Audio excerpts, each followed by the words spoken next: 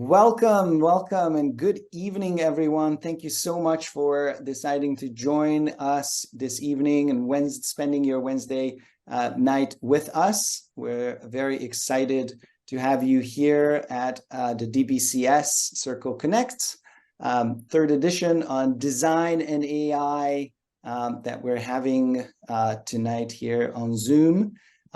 It's great pleasure to have all the team and our distinguished panelists here with us, who I will be introducing shortly, and they will introduce themselves as well shortly.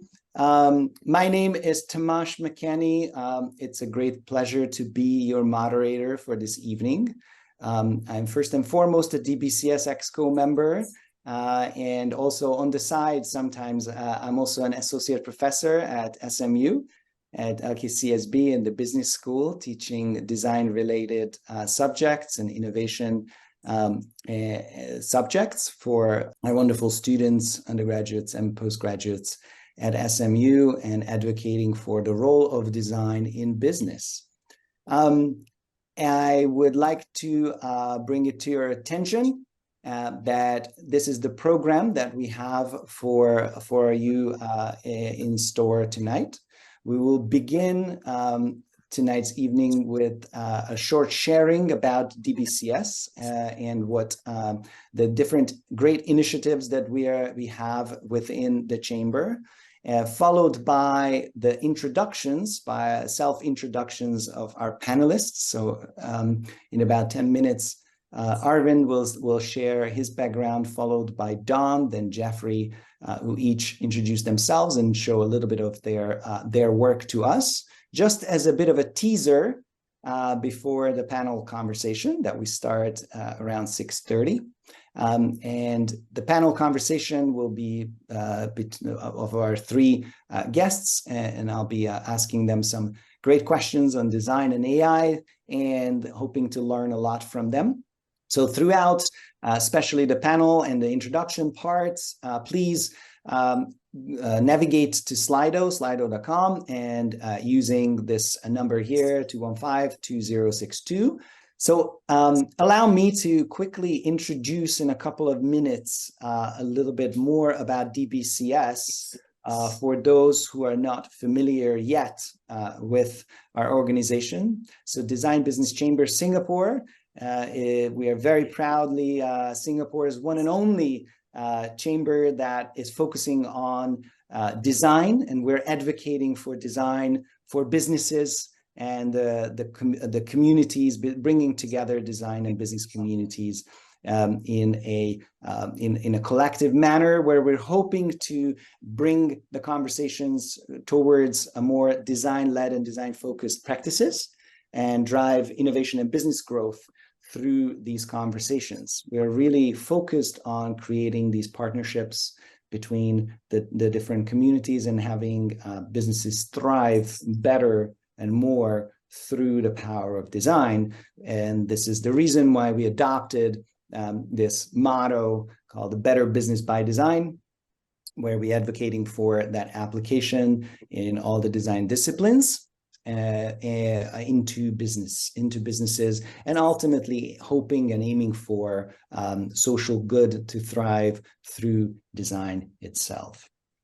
So a couple of initiatives, our flagship initiatives that I'd like to point out in case you're not aware yet, and I want you to check them out if possible. One is our Singapore Good Design Award, which is a partnership that we started back in 2013 together with the Japan Institute of Design Promotion, and we created the Singapore Good Mark, the Singapore Good Design Award as G-Mark, which became really an instant hit and continues to be a great inspiration for many businesses and communities to showcase their wonderful work that they're doing here in Singapore and beyond our shores.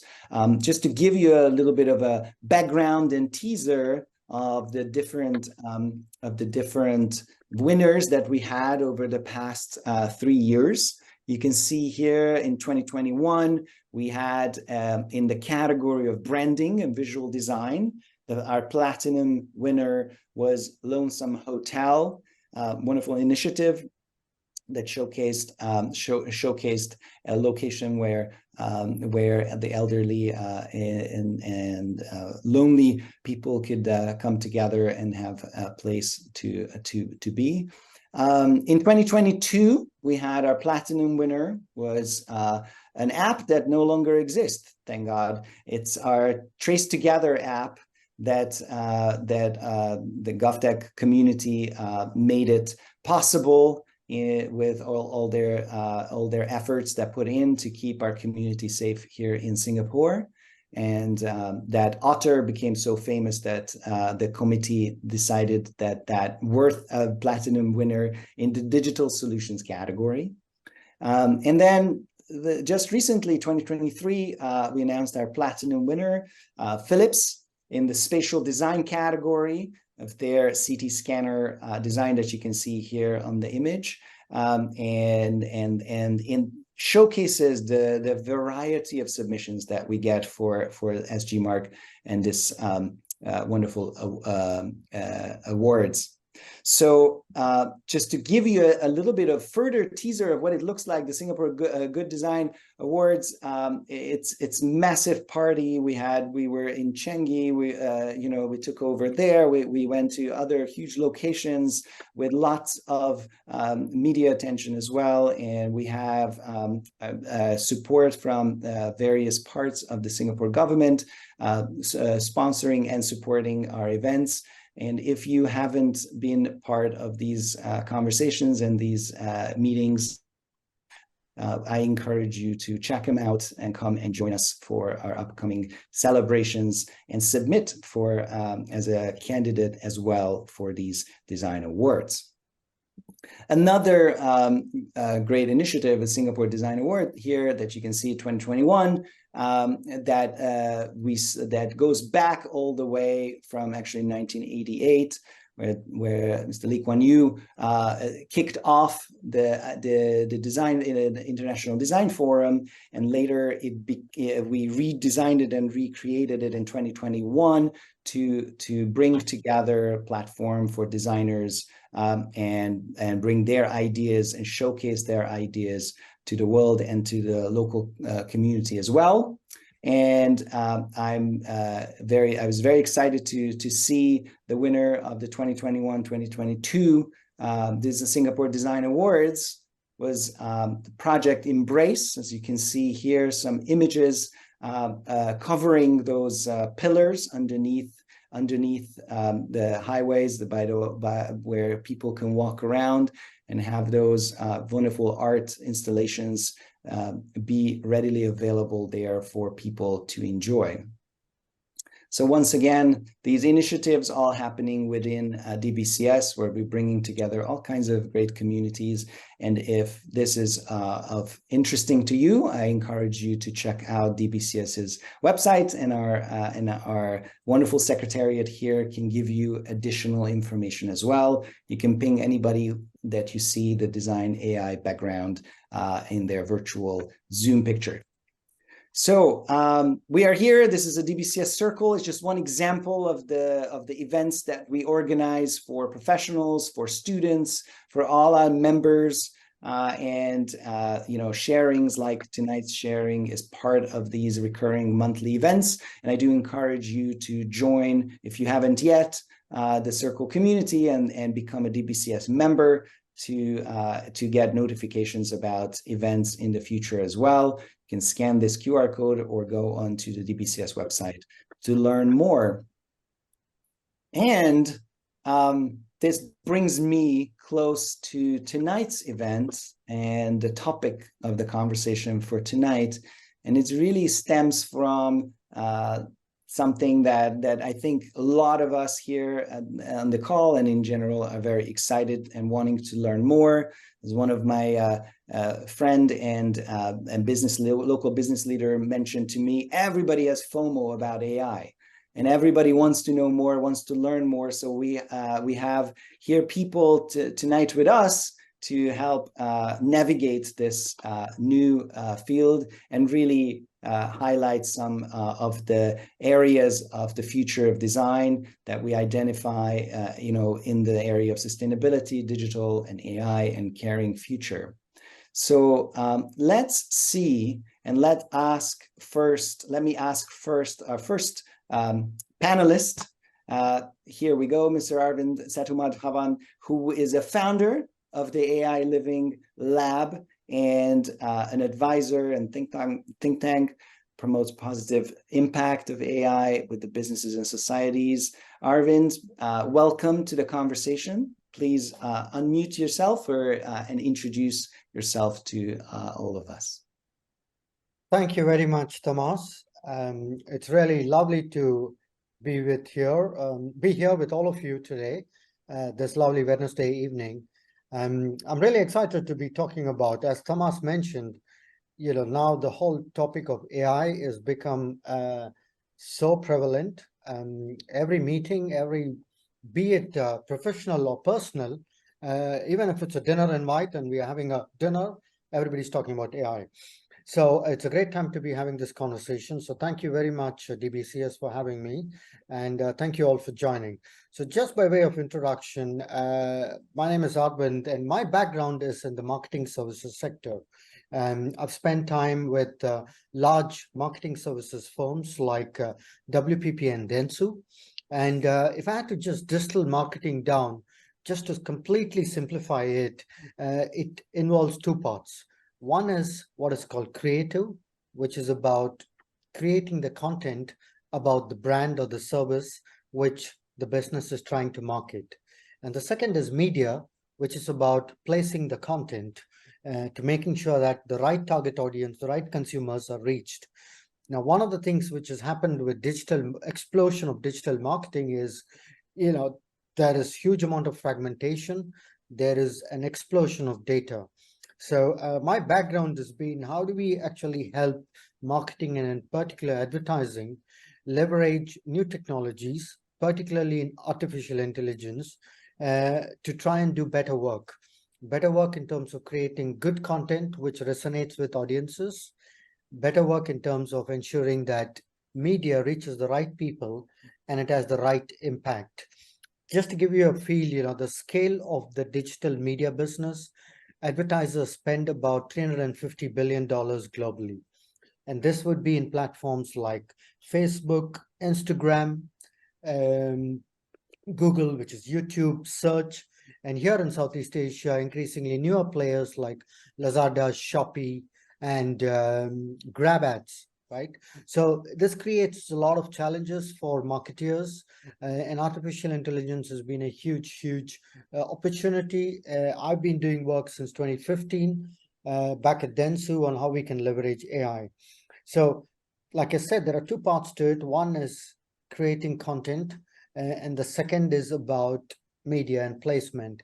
What I wanted to just share with you now is just to give you a feel for what does this mean. This is a great initiative which was launched by Coca-Cola just earlier this year, which was called Create Real Magic.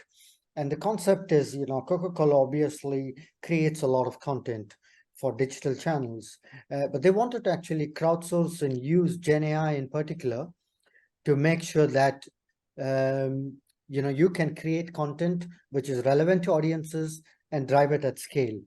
So that's the context of Create Real Magic, this platform. Just to give you some more context, this was actually created by Bain, the management consultancy company, in collaboration with OpenAI, and they necessarily used both ChatGPT-4 as well as DALL-E, because they were using search queries in terms of text to actually inform human-like speech and creating text for the content, as well as creating images using DALL-E. So I'm just going to ask the team to now play the video, which actually explains what was done much more clearly.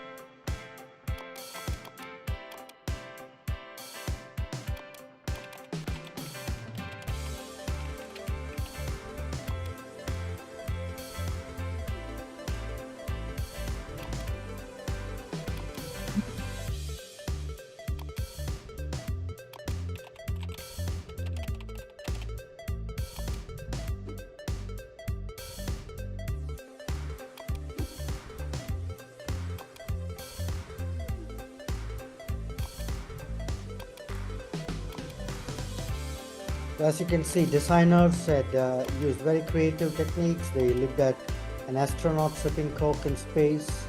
They looked at a poem about Coke. And this platform was released to the public. And here is some of the output which was created, just to give you a feel. So a lot of designers participated in this program. And it was a great initiative for Coke because designers around the world actually created content which they could use for their own marketing purposes across various platforms. And importantly, they actually shortlisted some of these and used this in very, very big major media platforms like Times Square, where they have a very right. If you just move on to the next slide, it's just a summary, just to give you a feeling for the kind of images which were created. So enough about me, and we will talk more about in the panel discussion. Thank you very much. Great. Thank you very much, Arvind, for the presentation. And let me ask and invite and welcome Donn Koh to the conversation and ask him to introduce himself. Donn, the mic is yours. Okay, I'm going to share my screen. Just a quick one. I'm from Stuck Design, representing them today in this talk. I also teach at NUS, doing a lot of AI work in NUS. I want to just begin by just doing a bit of a teaser so that you can ask me questions around AI. And I want to start by actually directly working in the app in this presentation, okay? I guess a lot of people here are designers, so I'm just going to ask you to maybe suggest some shapes. Diamond, okay, Tamas is suggesting diamond. Okay, circle. Let me just do something of incomplete circle, all right? I'll add a little bit more things to just spice things up a bit. So in case you missed it just now, I just basically drew some shapes based on the diamond and the things, right? And then I'm going to just send it on to the AI. I didn't put any prompt, I just put physical product, right? I'm going to change something also. I'm going to try to do vehicle design, okay? And I'm just going to let it brainstorm for me. And now let's switch over to the diamond request. And I'm going to try to do maybe, retail interior pop-up store. Now here, I'm going to put a bit of a prompt, okay, just to get it to be more controlled. Just going to do that. All right, and then we have this incomplete sketch. I'm going to let it do some generations around the same thing, and maybe I'll try architecture exterior as well, okay, without any other further prompts. Now that's all I'm going to say for the app thing. I'm going to leave it there first while we come back to it later on. I'm going to just share a bit of the things that we've learned about AI so that we can talk about it a bit more later on when this is cooking. All right. In the course of teaching AI to NUS students and also to the team at Stuck, we've realized that AI to many people is a shortcut, but I'm not so sure about that, because I don't know if many of us think that it will reduce workload, it will take our jobs. Here's the question that I like to pose. 5 days of work takes 5 minutes now. In design, we can experience that, especially when we talk about generating high fidelity concepts. But the question that follows this is, will you go home now after finishing the 5 minutes of work? Probably not, right? So what is likely to happen is that instead of going home after doing 5 minutes of work, you're going to produce 500 days of work in 5 days. That's what's more likely to happen because your neighbor is not going to go home, right? Your competitor is not going to go home. So AI, really has raised the bar, the baseline for everybody. And I don't know if it really, to be very frank, I don't know if it's really going to be helping us make life easier or it has made life a lot harder. Okay, so these are the kind of questions that I like to investigate with students. What is our right relationship with AI? And then, like every other tool in history, for example, email, which also promised to make life easier, right? I think it just made us a lot more efficient to do a lot more work. Okay, so anyway, there are 2 insights I will share. Usually we talk about 5 or 6 of these, but one of the things that we need to think about when we use AI's work is we need to assume that it is poor. Okay, the other thing that we can assume, even if it's not poor, it is actually incomplete. And even if it's actually good, when we can generate something from AI quickly and it's really nice, it is still uncompetitive because if you can press one button or use a simple prompt or even a mega prompt that you can buy from somebody else and generate something like that, your competitor is going to do the same. So the way to interact with AI is never about kind of like say, let's find a quicker shortcut to do something. The human being really has to steer it. The second thing that I want to share is also that our minds are really messed up with the illusion of finality when we work with AI. When we see images that looks like they are like high fidelity, they are nice concept, they're real, we think that we cannot edit them anymore. It's a bit like when we work with our clients and we show them a render too soon, we have to go back and sketch it in order to not make them confused that it is finished, right? Now we have the same problem with AI. That can be really a useful thing, or it can be really a difficult thing, because one of the most interesting questions I get asked by my students a lot is, hey, it looks done, why is it not done?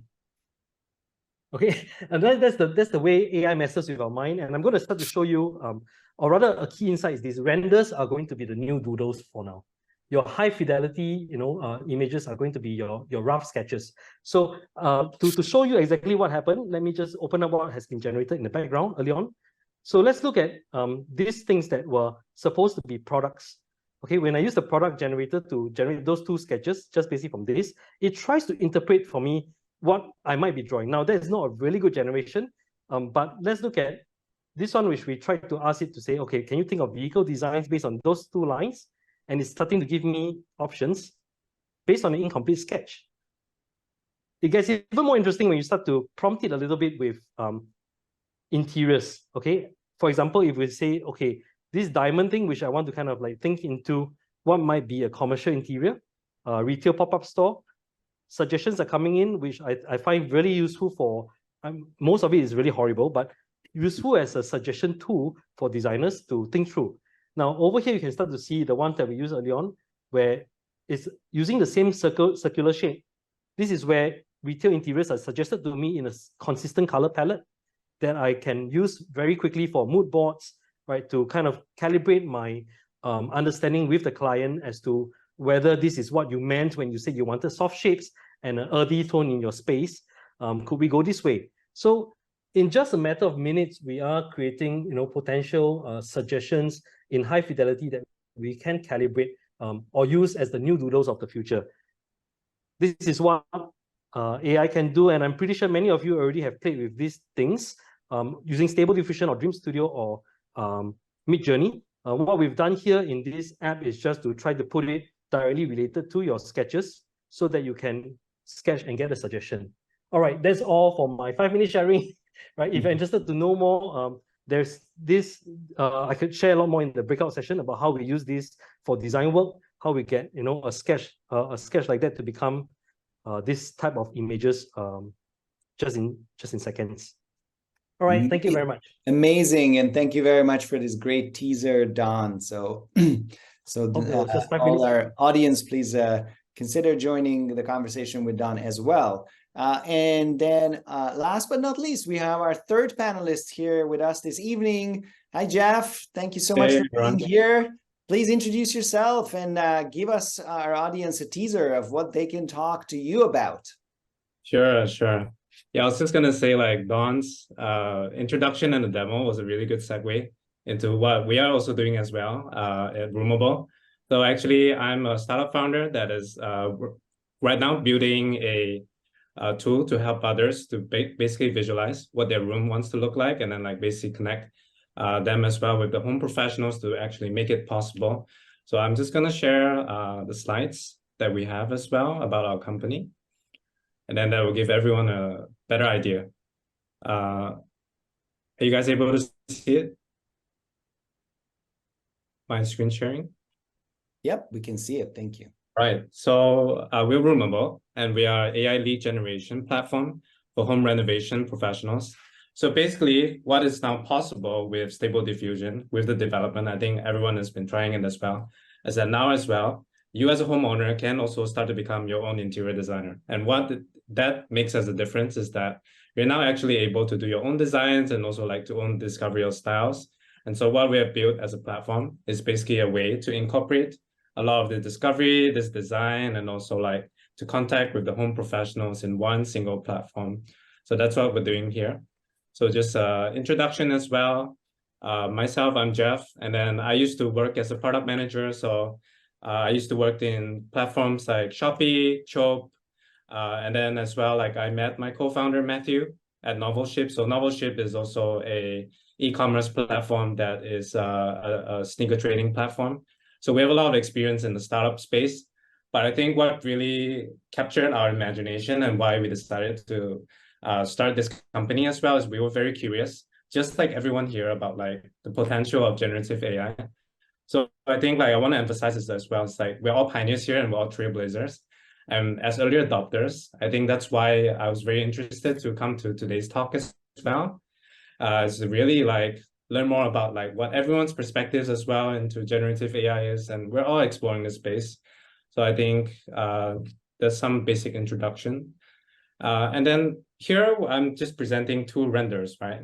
And here you guys can see between what is done on Roomable and what is done on the interior designer side, right? So you couldn't really tell the difference. Like when I showed this picture as well, I couldn't even spot the differences between the two, right? Like my team member, he showed me and he was like, "Oh, did you know that this was actually made on Roomable?"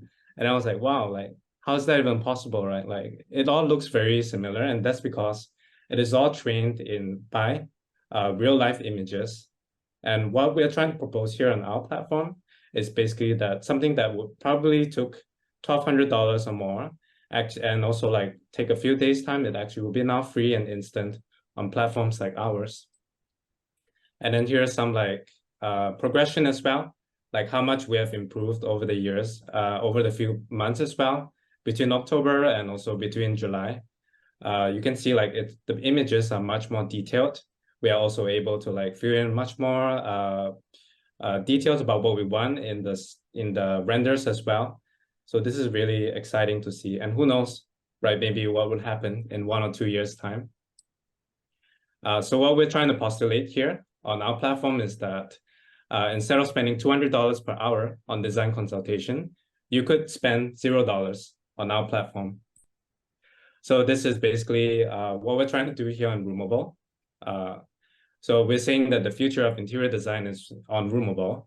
And basically, if you think of the entire interior design process right now, these are the 4 steps that you need to complete, right? So basically, you as a consumer, you need to do your own discovery. You also need to contact the designers as well to help you to create your own renders. And then after that, you will contact the interior designers, right, to do the planning.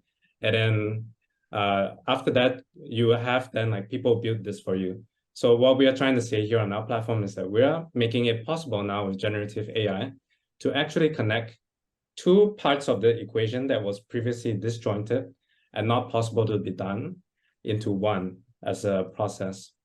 So I'm just going to share as well some screenshots of our platform. So this is our homepage. When you land on our platform, it says immediately, right? Like you can see, design your dream home using AI in seconds, plan your renovation, and connect with trusted professionals to make it real. So here we have like 3 slides that talk about the 3 key features that we have on our platform. So like a generative AI aspect where you can make your own designs, and then a planner as well, where you can write in the details about what you want as your project. And then finally, being able to match with trusted professionals. And then we also present a project dashboard as well that we see as well, like one of the issues that a lot of people face is that previously they had a lot of this information that was unstructured, right? You could similarly build a platform where now you could actually initiate a lot of these projects from the homeowner-centric side. So here's a screenshot as well, how you could do some design generation on our platform. So here you can upload some of your screenshots of what your room looks like. You can choose your styles and select like color palettes. And what we do as a team is that we work very closely with interior designers to figure out like what goes really well in the prompt so that we get very superior and good outputs. We also provide mood boarding tools as well to basically help you figure out how you can figure out what is your best style. For example, like in this picture here, you can see like this is a modern kitchen. And then like when you make your images as well, you can actually visualize what it looks like. And then like from there on, take it to the next step and to actually connect with professionals. Yeah. So yeah, this is a basic gist of what we're trying to do. And if you're really interested to talk more about entrepreneurship and also like what's it like to build a generative AI startup, you can come to our breakout room as well. Yeah, very looking forward to our panel discussion as well today. Thank you so much, Jeff, for the introduction. It's awesome, and hopefully the audience get a bit of a teaser and idea of what kind of questions and what they can ask our panelists in the breakout sessions. The last thing, I guess, I just want to encourage you and ask the Secretariat, and they did already, to put in the Slido link into the chat, the Zoom chat. So please, as the conversation goes on, keep on putting and adding your questions there that we can then serve up to the breakout sessions and rooms as well. Or if you feel like it, you can keep the questions and just jump into those breakout rooms and ask them straight up from the folks as well here. But let me invite then visually our three panelists together. There we are. Wonderful to see everyone here, guys. So let's start, okay? So I'd like you to give me an idea, okay, as a start. And don't forget, keep on interjecting, adding your own thoughts to this conversation. Let's make it as lively as possible. But I want to get started of like, what are a good example, what you would say that in your own world represents what AI can do for the field of design today? Who's going to take it first? I can go first since I spoke last. Yeah, so I just want to highlight, as you guys saw, like on our platform, on Roomable, so like homeowners actually use generative AI to visualize the design styles, color palettes, and furniture in their actual homes, using images that they can take on their phone, right? So I think like this enables them to quickly experiment and refine their aesthetic preferences. So like that gives them a lot more control of the interior design process and like educate them, which is something that was not really possible in the past. And we think it's really valuable. Like when you can use it to like try to like talk to your interior designers or like renovation contractors as well. And we've really found that based off of like initial like what we've built as well, like homeowners really appreciate this aspect of our platform as previously like what they will be using like tools like Photoshop, 3ds Max, which was expensive and time consuming. So like they spent a lot of hours like anyways not being able to do this in the past as well. And like they spent a lot of time like also talking to a lot of like interior designers as well, like driving up this whole entire process and also the project cost. Mm-hmm. So I think like based off of like how we have felt about like working in this space as well in the past few months and year as well, like to be clear, like the images that they make are not substitutes at all for like what's produced by the interior designers who are actually doing the real work. But it's really certainly like it's really awesome because it serves as an inspiration and like a jump board for like better collaboration, right? So I think that's really the aspect that I'm really excited about. Yeah, which is getting both sides talking and yeah, collaborating better. I'll build on to that because I think it follows on well. Jeff's been approaching it from the end user standpoint, the consumer side, right? So it's a lot about finding the right way to communicate, say, with a designer instead of in vague words. Now you can actually communicate with a visual. Now for us, we've been operating more from the designer side because we've been building this tool for ourselves to use in the first place. And what we've realized is what AI does really well is to help you to do a lot of the exploratory work that you may have found a little bit wasteful to do. What I mean by this is, if you want to ask the question around, could a car actually be square, right? Or could it be a diamond shaped? To kind of use your mind to do that takes a long time, and you may avoid this type of more extreme type of exploration and stick to safer answers just because of efficiency. So AI does this really, really fast, and it will do anything that you ask it to do, right? So it allows you to go into this space to explore bad ideas and exploit very extensively, because amongst the bad ideas, sometimes hide the best ones. So this is a really useful thing for designers that I particularly see in AI. Yeah. And what about the business side, Arvind? What current project or maybe specific examples are you excited about? Yeah, I think, specific to where I come from, marketing and the design of marketing content, there are two parts which are most exciting, right? One is design in general, especially in marketing, is a people-driven service. And in general, where the market world is going on business environment, there's a lot of pressure on costs. So margins are being eroded. So what that is putting is any people-driven business is going through tremendous amount of pressure. So people are working overworked. I think it was Donn who mentioned that very interesting dynamic of what happens when AI actually saves people time. Do they just finish and go back? No, they actually get piled up with more work. So so one is the automation part, right? And automation is something which again, the way I look at it is I'm a firm believer that when it comes to creative design, it's going to start with humans. Humans will take the upper hand. Now it needs to be human plus machines when it comes to how we look at design. So what I'm most excited about is I call it versioning. What it enables the workforce to do is you have an idea, but now with the fragmentation of platforms, this central creative designer needs to think about what's the rendition on Instagram, what's the rendition on TikTok, what's the rendition on any other new platform which is coming up.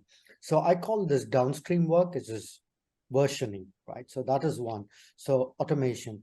The other thing which I'm most excited about is what I call designers, especially creative designers, require what I call a canvas of ideas. And what AI does is it actually gives them a canvas of ideas to actually open up their minds. And I've seen work where, it's always about blind spots, right? As humans, we are trained to think in certain ways. And sometimes we miss the obvious, right? So those are the two things, I think from a business perspective. One is the obvious one of automation. But the second thing I think is, as humans, we need to embrace AI to help us look at the blind spots. Interesting. Yeah. And, guys, I couldn't help but notice that actually all three of you in the intro part used very much and referred to very strongly the intermodality of what AI can do, right? So even just a couple months ago, when people asked us of like what's so exciting about AI, right? It was all about text and generating text and answering questions and whatnot. And now here we are tonight, all three of you, not discussing ahead of what you're going to present. You presented images and text generated and influenced visual modalities, right? And of course, like just as very recently, audio modalities and comes in as well to generate with AI. Is this a general trend that you're seeing, that intermodality with AI and design becoming important? Are you excited about this?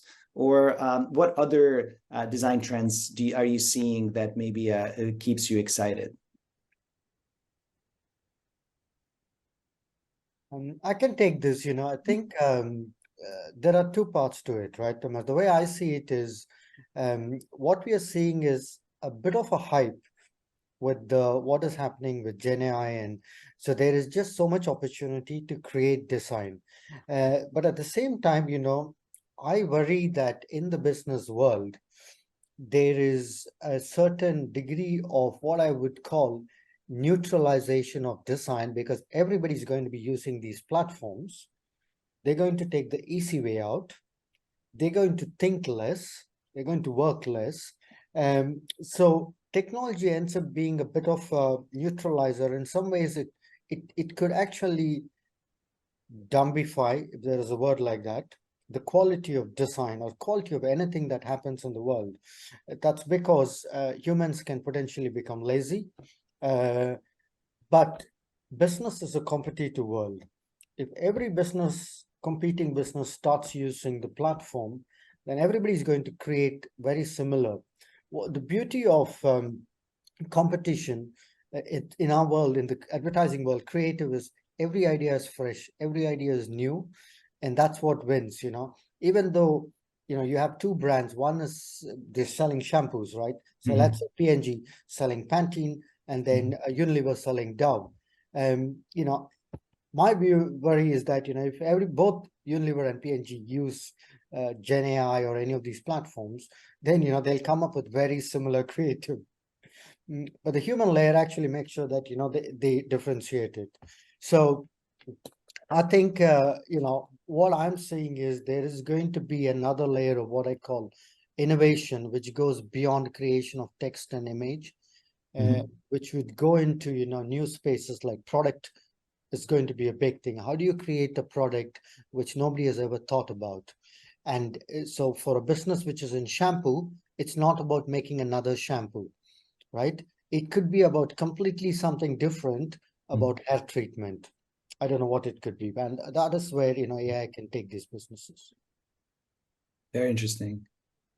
Okay, I can add to that. I think that after trying to push AI in real design work for some time, the different modes, whether we use text or image, or even now motion graphics, they all have very similar type of dynamics when we use it for innovation work. Now, the kind of confusing finality of images that we see in image generation AI is actually made much worse with text-based, because in text-based, it's harder to spot where the flaws are. In fact, it almost feels like ChatGPT's output is always almost perfect, right? Now, yeah, in image, because I think it's a little bit more complicated type of object, you can see where the gaps are. So that same thing occurs. Renders are the new doodles. Now your written proofs are your new drafts, right? In text-based work. So I think we have to approach it in the same way, because else somebody else is going to generate the same thing and you're going to have a problem. Now, I'm going to say also that the way we push AI to become creative, whether it is in image-based, like we say, we draw a very unusual shape and say, give me a car, right? It's the same also in text-based. And one of the most interesting type of prompts I've used in ChatGPT when we try to use it for solving, say, design thinking problems, is to ask it to solve the problem with a banana. Right? If you haven't tried that, do try it. You may have to scold ChatGPT a little bit to say, no, don't take it literally. Solve the problem with a banana. And it does a really good job of saying, all right, a banana is about something that has, an outer layer and something inner. And then maybe if I use this same kind of concept to tackle the problem, this is what I will propose. And ChatGPT gives you actually a solution that is really far out compared to what you might have imagined, because you've prompted it with something very deviant from the norm. So the whole point is this: how do you constrain AI enough to make it be creative? Because most of the time, it wants to give you the standard answer of yesteryears, the good answers of yesterday. So you have to, you need to use it in a certain way to get you new things. It applies across all the modes of AI. That's so fascinating, Jeff. I think I'm going to try that banana example right away. But just if I can just add one point, it's very interesting, right? I think it requires a certain breed of prompt to think about that thought. So, so it's very interesting that so one of the questions is, how do you build that skill set to push the ChatGPT or the platform, right? How do you be creative in your prompts to get a creative output? That's taking it to the next level. Yeah. It reminds me a lot of Professor Pinker at Harvard published, one of the early criticisms of ChatGPT, and he also used the example of actually monkeys writing a column, and how monkeys writing a column, for most people, when you ask them to imagine that, that's possible, and that becomes an image that we all see. But if you put the same request to Midjourney and to generate an image of it, it will create the monkey who's creating actually a Greek column.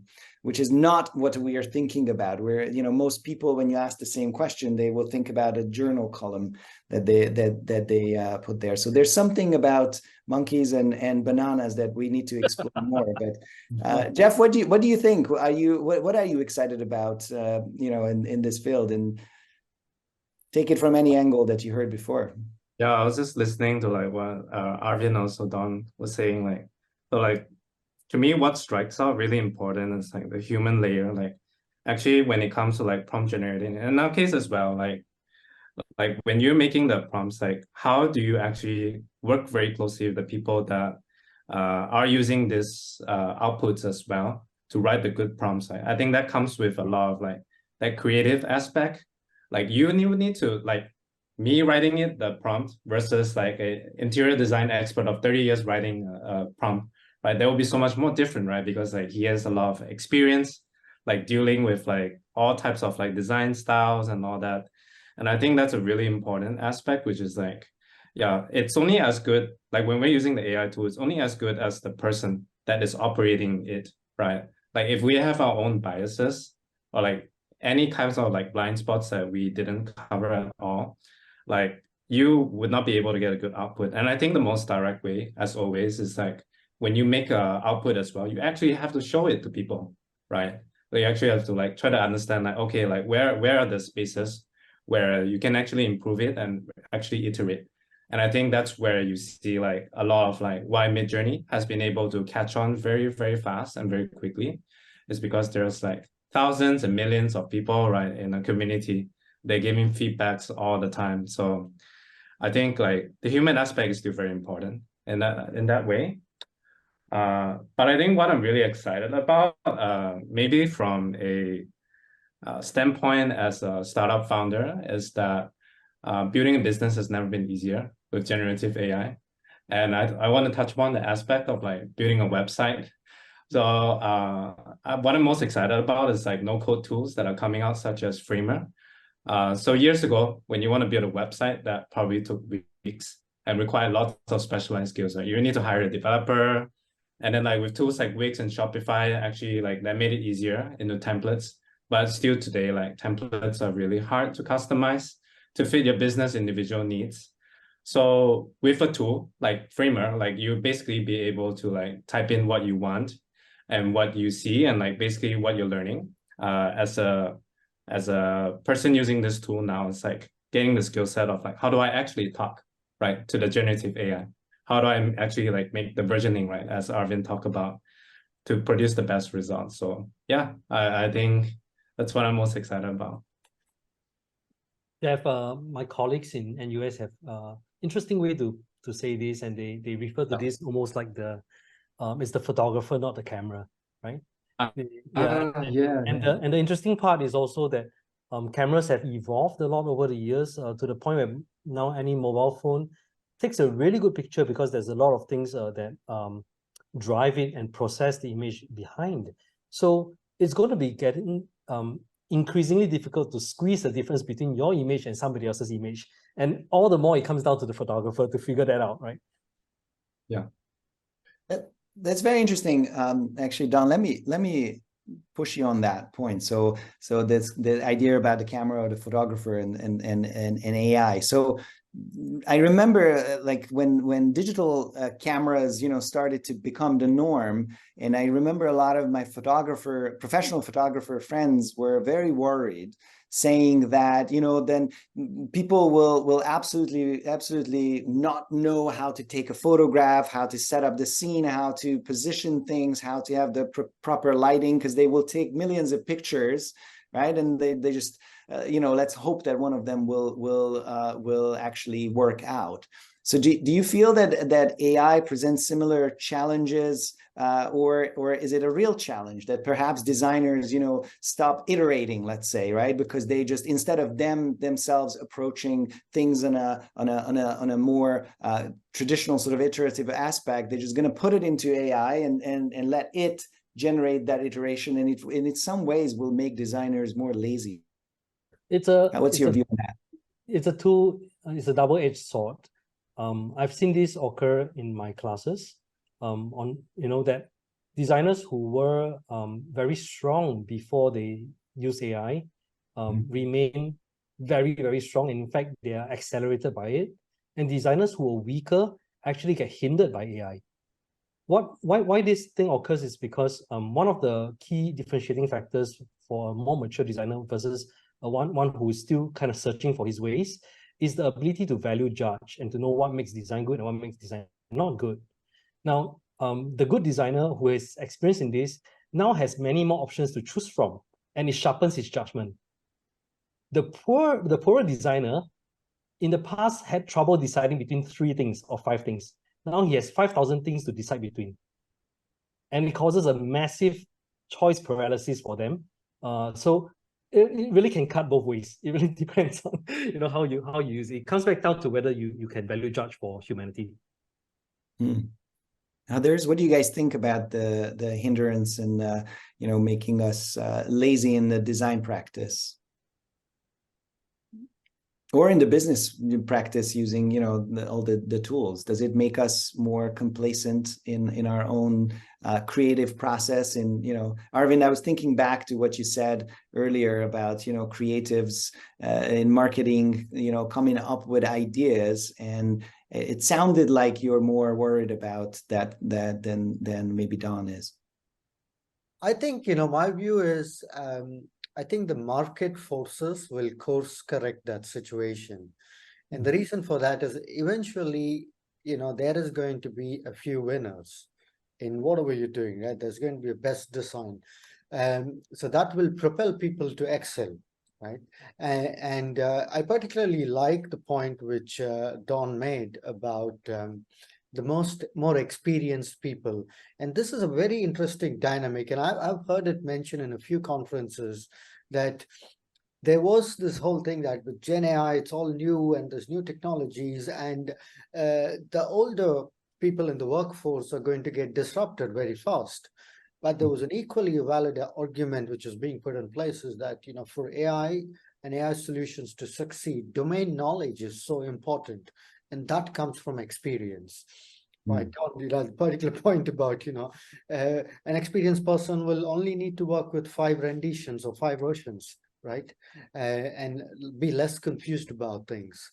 So I think my view is that the market forces will course correct. Like with any new technology, people will adapt, people will learn how to use the technology for the right purposes. But what needs to happen, especially in the business world, is a complete relook at how the workforce is trained and made more aware. Currently, I see a lot of talk happening in boardrooms, a lot of talk happening around AI importance, etc. But there is so little awareness initiatives within the full employee workforce. I don't think it should be restricted to just, some data scientists or some innovation teams, etc. Everybody from the HR teams to the finance teams and operations teams need to know what AI is capable of. And be made so aware that, they are not scared about it. And then they can come up with ideas on how, with their domain knowledge, they can come up with great ideas of how it can be put to use. Yeah, I know, Jeff, you're particularly, bullish on this idea of Gen AI's role in the work processes. As a startup owner, this is your bread and butter. So how does that play into your everydays? What did Gen AI do to your work processes that maybe weren't there or not the way they were before? Yeah, I think firstly is that as a bigger organization, I think just trying to understand Arvind's point as well is that a lot of them are curious about using it in their own personal capacity, but I think in terms of driving changes across big organizations, that's always going to be tough. And that's why in our case, as a startup, for us, our angle is we'll use any tools to actually optimize how we work, right? We'll use any tools to help us achieve maybe 10x results without spending a lot of money. So in our case, so Gen AI actually makes it much more easier for us to validate business ideas. easier than ever because it actually allows you to like increase your output without hiring additional manpower. So I'll give you an example of us is that we actually operate our marketing function. So like if you think about marketing, there's like email marketing, there's like writing copy, right? There's like maintaining website. And the job of 5% can actually be done with just one person, right? So like using technologies such as ChatGPT as well, like you're actually able to succinctly like write, for example, the copy of like what you want the newest newsletter to be like, right? And then like you would just basically like just review what it looks like, and then like you would basically be able to send it out, right? So instead of hiring 5 people, instead of like having so much like overhead costs as well, like this is something that we found that was really useful. And definitely like when it comes to like startups as well, right? Like the ability to quickly like iterate and move fast in days and weeks instead of months and years. I think this is the ultimate success deciding factor, right? Because if you take too long to like test new ideas, or like if you take too long to like go to market with things, right, you're going to lose out to your competition. So we see a lot of like tremendous like improvement in our output once we started using like all these Gen AI tools as well to help us. Mm-hmm. Arvind, I know you touched on the point of automation, right, and efficiency improvements. But can you tell us more about it, and especially react to to Jeff's point earlier in the startup world, that one person can do 5 people's job. Is that going to be the norm? I think so. Yeah, definitely. I find actually, I do mentor a lot of startups as a part of the SMU IIE.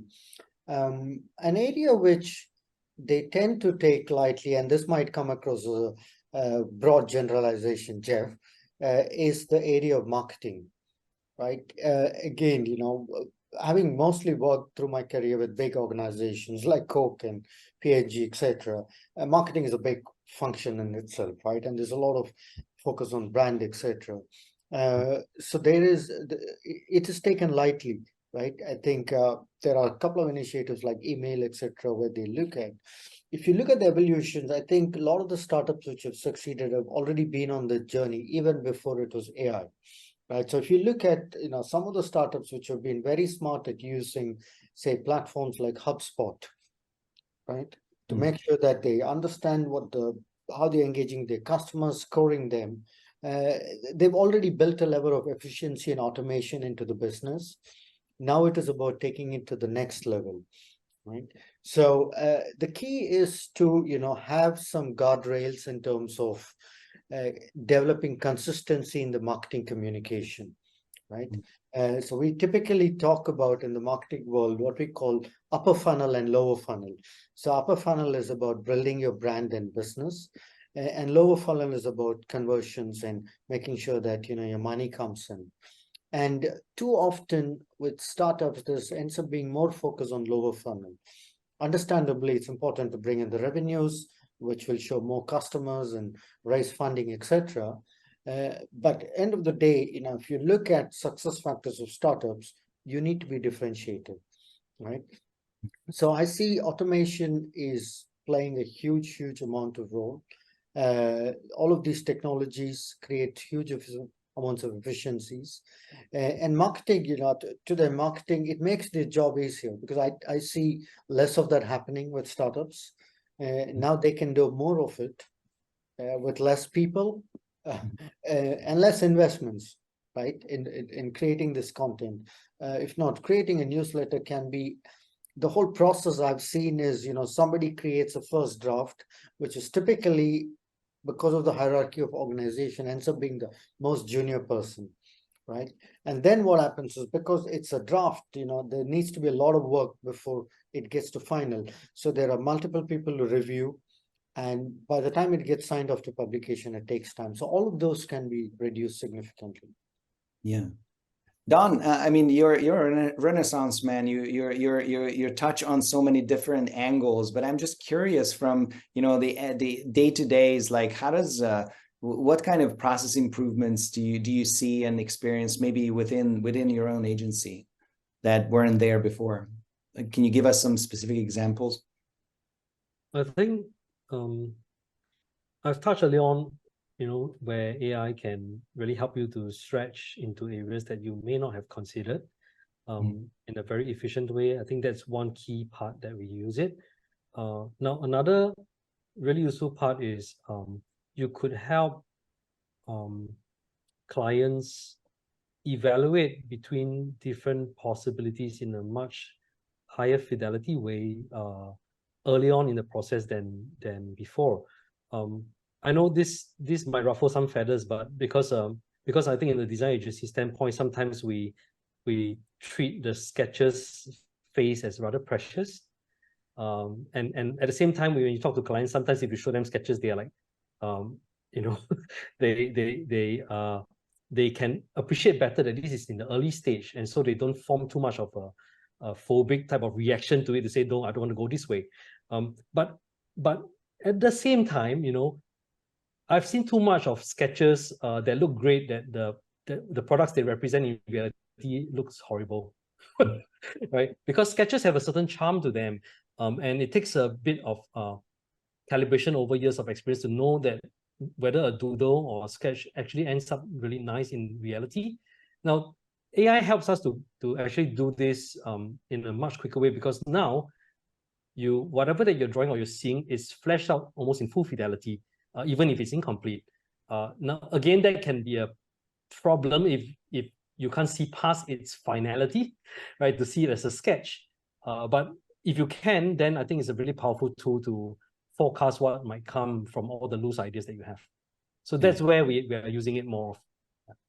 So Jeff, this serves it up for you right away, right? Like, do you see it similarly, of like, the sketches that Roomable can create are that's what they are, they sketches. So you would need that final touch by the professional interior designers, or do you see it differently? Are they serving different roles and purposes?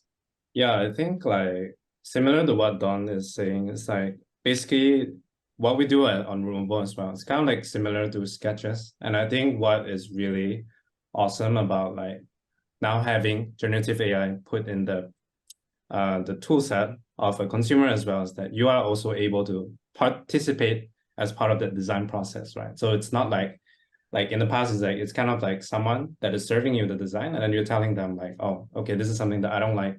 Can you go and make those revisions? And that probably would take like a good 5 to 10 times, right? But it would be so much more different, right? If it comes from initiated as you, as the person that is asking for the designs, and you yourself are able to manage and to basically figure out what you want before you have the conversation. So I definitely think it bridges a lot of those communication gaps, right? And I think some of the biggest problems that we face as well developing software, right? And it's just by itself the process. It's something that's very has many layers of communication in between, right? And different people have different levels of understanding of what should be done, what is the expected work to be done, right? And if we can find a way to bridge those gaps, you will find that we will all have such a easier, better time to work together. So I think we share very similar kind of perspectives here. Great. Yeah, go ahead, Arvind. Yeah, if I can just add one point, what I see is now there is a lot of general applications of Gen AI, right? That's an interesting, right? General applications. But what I mean is that a lot of information is, the models are being trained on publicly available information. But from a business perspective, now it's about customizing, right? Working with their own training data sets. Mm-hmm. And this is where, from a marketing perspective, one of the biggest opportunities is personalization at scale. And to do that, you need to have data triggers based on what consumer are you actually creating the content for, right? Now, a prompt engineer, you can say, define the consumer to an extent. You can say it's a person who's of this age, demographics, etc. But the next evolution is all of that data comes in real time. And I see that as data triangulation, right? And this is applicable to all businesses. And, again, Jeff, you were talking about Roomable. I don't know much about your platform, but what will be interesting is if me as a 53-year-old ask Roomable to design a room versus my daughter who's 21 years old, can it recognize the difference, right? Because that's where the world needs to go. Because our prompts might be very similar, right? We'll say, oh, we want a living room with whatever things, but what we want in terms of colors, look and feel is going to be very different. Now that can be automated if you have a profile and I put in my profile, etc. Right? So to me, that whole area of training on some real world data which is relevant to the business is going to completely change the way you actually develop content which is relevant and which works. Yeah, I love that point actually. It's like you as someone that's 52-year-old versus someone that's 21-year-old, you may have different like requirements, right? Like you're in a different stage of life and you may like different things. And the way I see it is also like as a business, you always need to build up your own like competitive mode. So that's definitely something that a lot of like startups in our space are also thinking about as well. Like how do we build like ways to collect data more on our consumers, and also like how can we personalize things better. And I think like what is really great is that by making, so of course in the background, right, we are going to find ways to use generative AI to produce results that are more personalized. But I think very interestingly is more from like the accessibility side, which is like as a consumer, right, like we are now suddenly able to talk to a very like powerful like supercomputer, right, let's say. And that's only made possible with like development of like ChatGPT. So yeah, I see it as like something that's really exciting as well. Maybe it's a good time to interject and encourage our audience to, put in your questions. So we're going to be jumping into the breakout rooms soon. So if you haven't yet, submit some of the questions. And actually, based on some of the questions there already, I'm guessing that some of the audience here are either first time, or not yet started to use AI tools in their design process or thinking about it. So can you guys think of and perhaps share some of your advices for designers, students, organizations? How might they go about it, and sort of trying to dip their toes in the water to integrate AI into their work? So each one of you maybe could share some very specific practical suggestions here, folks. Donn, you want to take it? Because sure, I could begin. I really enjoyed your demo earlier on. So yeah, I face this every day with the students. So right, because we want them to start using this, and you use it to form a right relationship with it, right? So one of the, I think, most defining ways to get them to develop the right relationship with AI is to challenge them to push it for real work. Keep pushing it for real work, because the difficulty is that AI tends to keep you in the fantasy zone, right? The images look so finished and it also looks fantastical. But the moment you push it and try to make yourself measure it against real world requirements, you'll start to see its gaps and you'll start to figure out how to patch those gaps while using it as a tool. But sad to say, because of how nice the images look, many get trapped in that, let's play with fictitious art, and they couldn't get themselves out of it, right? So my suggestion is to use it for real work as soon as you can. Use it for as much aspects of real work as much as you can, and see how that pans out. Jeff, Arvind, what's your advice for folks who want to get started? And some of it might be a little intimidating, right? Like gosh, like Midjourney requires you to get yourself a whole account system and ecosystem, and make sure that you understand the prompting in that community. So what is it that people can do right away to start leveling up their design game? Yeah, I think just like what Donn was just suggesting, I think the starting is to experiment, right? Just dive in and experiment. This is a stage where there's no right or wrong, especially if you're a student. But I think it's also important to organize communities, right? I think where you come together as a group, I would urge teams to come together and say that, let's do hackathons. Because one of the things which with experimentation is you need to start with having some focus. And the beauty of hackathons or competitions or whatever we call it is that you say, what are we trying to solve for, right? So let us look at, we're going to design, be it, a particular urban architecture for a school or a hospital or a new, I don't know, garden or whatever it is, right?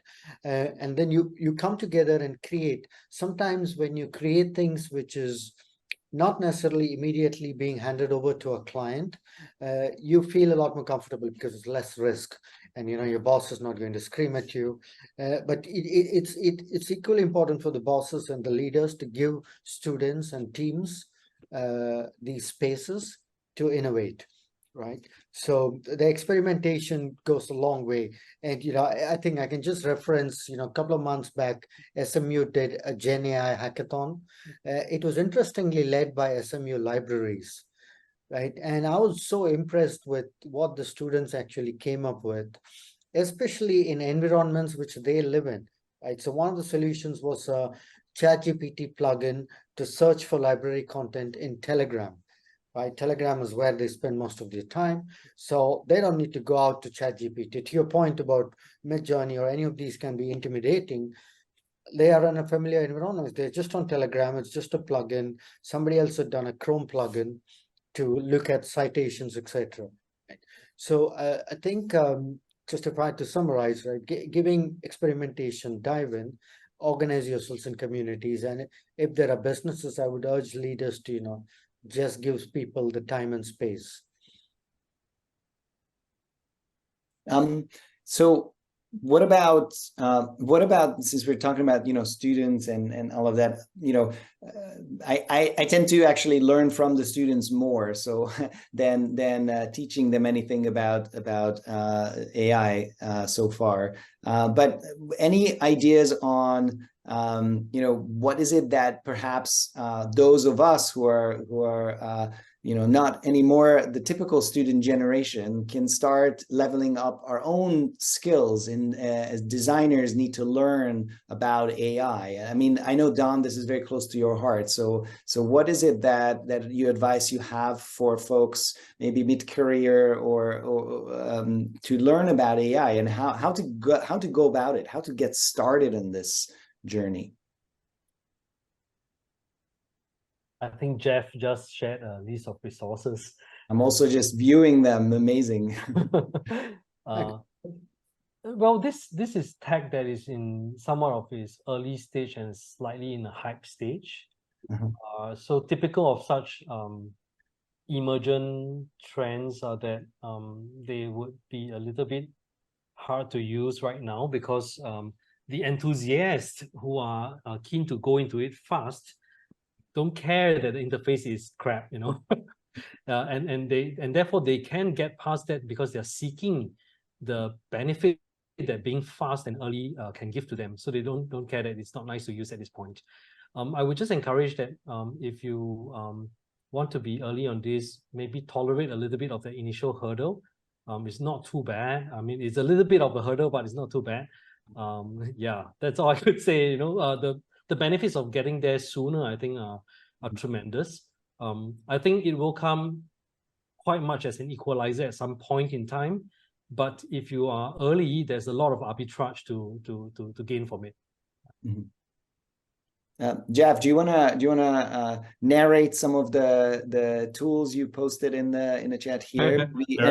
Direct us in some ways, because I've spoken to folks who you really want to get started and they like, oh my gosh, like I'm not on Discord. Does that mean now I have to move my entire existence over there? And writing all these stuff is very complicated, and they throwing all these new terminology to me. Like, again, I'm not trying to discourage and that self-discovery, but where can additional resources be really gathered? Yeah, so I feel like for different people, they have different ways to learn, right? And I think, of course, the best way personally as well is like to build a business or like to build a project that helps you figure out how are you going to use it for something that's practical. But here I shared with everyone. So you can learn as well by doing a video online course. It's called Prompt Hero. Basically, it teaches you like the basics of like what is this technology, like how was it created, how can you do your own like training, for example, how can you write your own prompts. And then I think as well, like the community aspect is also really cool. So like if you join something like a Discord, like I share with everyone here, like there are actually like a lot of subgroups where people are asking each other advices, like how can I better write this? And then you can also like see like some people making, for example, like cartoons, and then like voting among each other, like who's the best one. So it's definitely, I would say, like makes it less scary. So like that's also where I got started as well, like just learning to tweak around with all this. Yeah.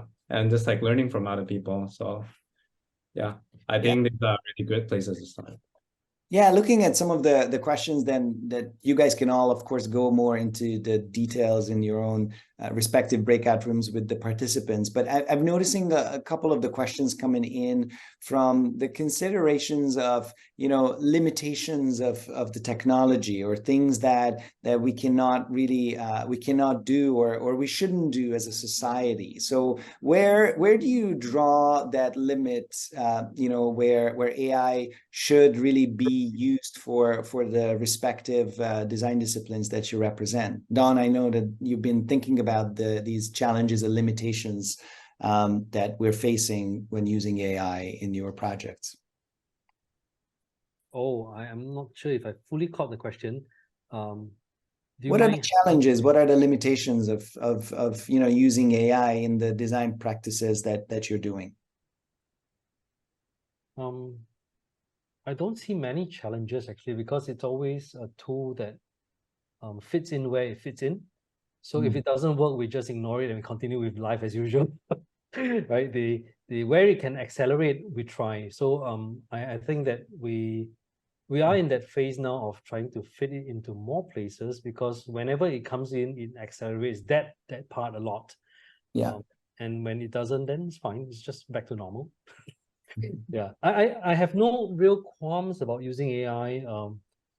I think sometimes we might have some hangups as to whether it is would the client allow it or not. But the processes by which we generate things before AI was there is very similar to how we are working with AI right now. I'm not taking AI's work wholesale. AI is like a little bit like a new Pinterest for me.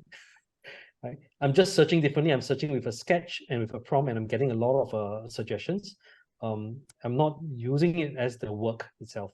So I don't see how different is that from searching Pinterest and using every other thing as inspiration. Now it's just more targeted and much better actually.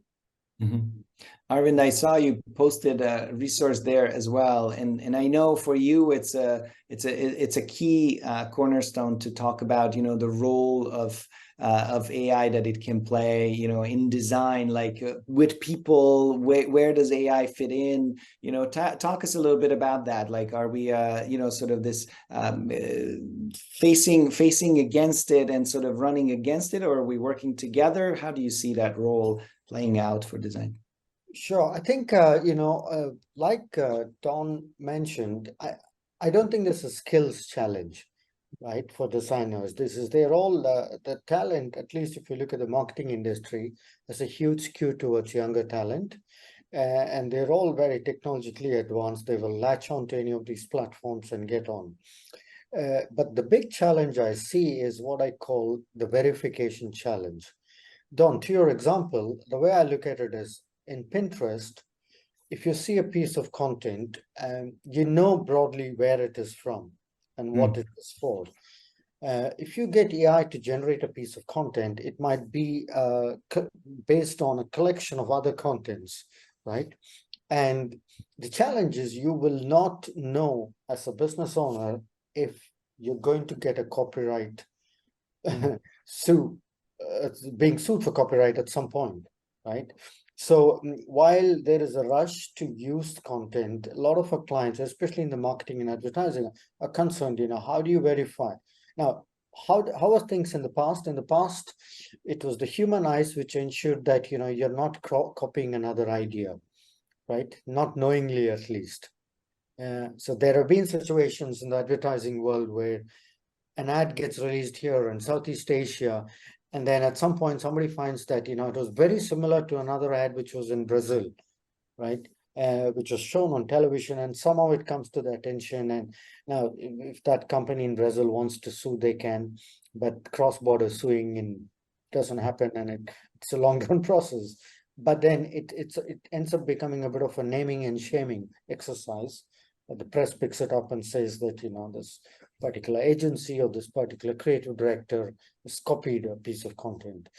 So just to round off, you know, I think one of the challenges is hard verification, right? I think that is where increasingly businesses will start working with data sets which already have a copyright filter in them and provides authentication of where that content came from.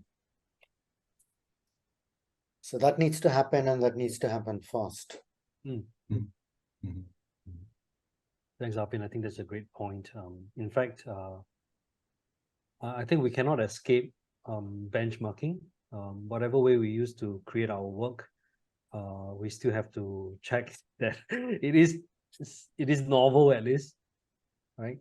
I think even if we never did AI and we were to, like you say, generate in the manual way, not looking even at any inspiration images, we have to still check, has there been a precedent of this that's too close?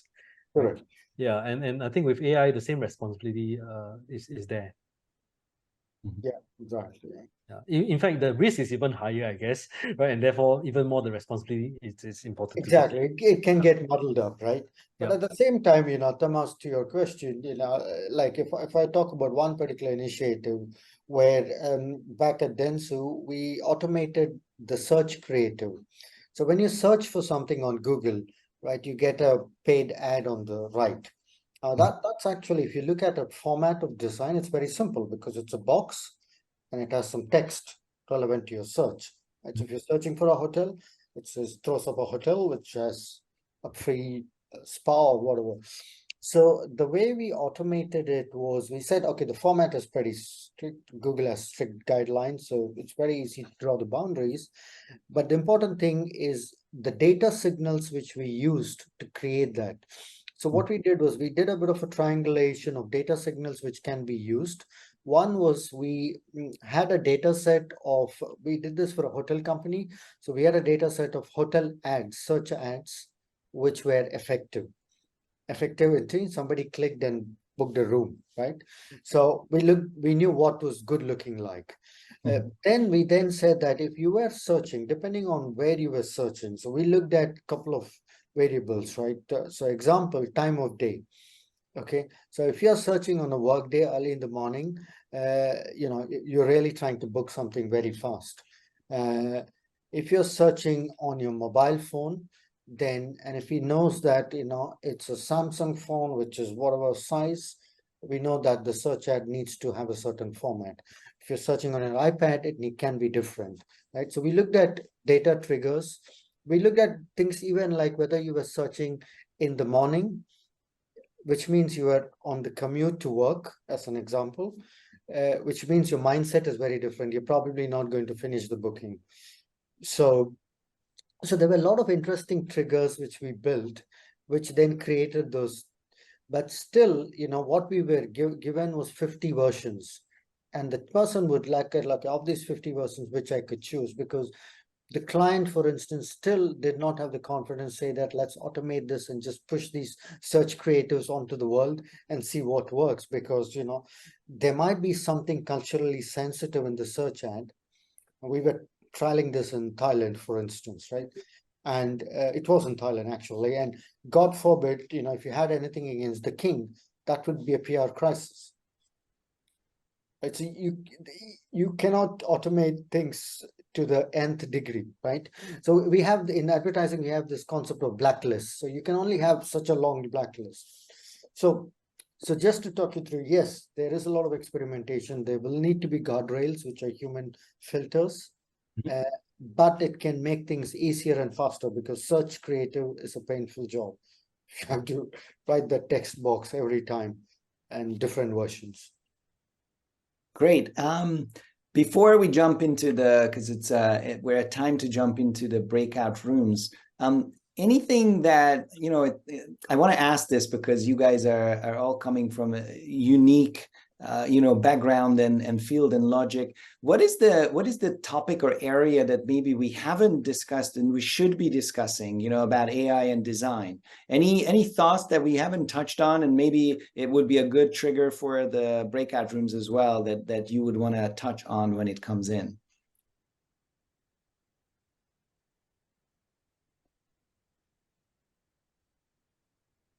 I would reiterate the point about verification and ethics of AI, right? Ethics, AI, ethics, if you're in design, which part is about verification, but I think the important point, which we haven't talked about, is bias. Bias. Yeah, which is depending on the data, you're creating design, which is stereotyping things, culturally insensitive or gender. Got it. Donn or Jeff, anything that you think we missed on the general panel? I think what I'm very interested about is that we know for sure that generative AI technology is here to stay, and it will become even bigger in the next 10, 20 years. So the aspect that I'm more interested about is how can we work closely with governments and also the education system to actually educate people more on how to actually use it, right? Because everyone in this room today, we are all early adopters, right? But eventually there will come a time when how do you actually interact with this AI? And that's actually going to be part of your core skill sets, right? So yeah, it's really about how us as humans try to use it to make ourselves better. And I think definitely there's a lot of space for improvement in the curriculum. And I think even today, I see that the government here as well is trying to incorporate coding and more focus on STEM. But I think that might change as well, going into the future, right, where we become more and more data oriented. So it might be things like how to do data mining, how to coding, how to write prompts as well. So yeah, definitely something that I think it's interesting. Great. Well, thank you so much, guys.